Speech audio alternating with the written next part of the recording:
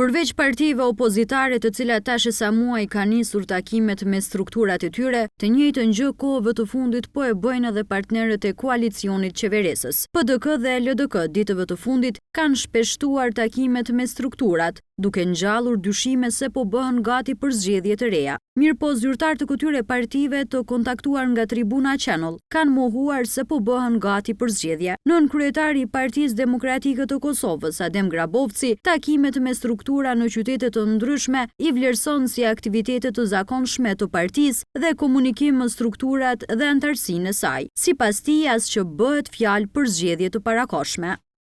Nuk ka asgjë të jashtëzakonshme. Partia Demokratike e Kosovës në çdo kohë ka qenë, është dhe do të jetë e gatshme për të gjitha proceset për të marrë përgjegjësitë e veta. Ne jemi të gatshëm për zgjedhje kurdoherë, madje që në ditën e parë të përfundimit të procesit zgjedhor, jemi të gatshëm për të filluar fushatën e re. Por zgjedhjet do të mbahen në vitin 2017 në nivel lokal dhe 2018 në nivel qendror.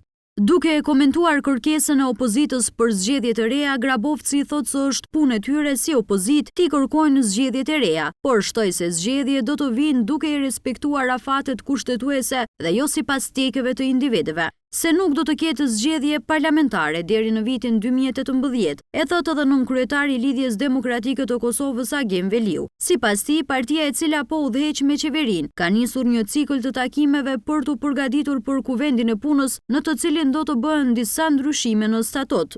Në asnjë mënyrë takimet tona të fundit me struktura nuk kanë të bëjnë me degët. Këto takime kanë për qëllim përgatitjen për kuvendin e punës. Njëkohësisht në këto takime strukturat e partisë po njoftohen për situatën aktuale dhe këto takime nuk kanë tjetër agjendë. I pyetur nëse LDK është e gatshme për zgjedhje, Veliu thotë se partitë politike duhet të jenë të gatshme çdo herë për zgjedhje. Mirë po, tani për tani, sipas Veliut, nuk planifikohet të shkohet në zgjedhje. Zgjedhjet po i kërkon me çdo kusht opozita e bashkuar, e cila po insiston se kjo qeveri nuk ka më legjitimitet të qeverisë me vendin pasi ka shkelur Kushtetutën e Kosovës.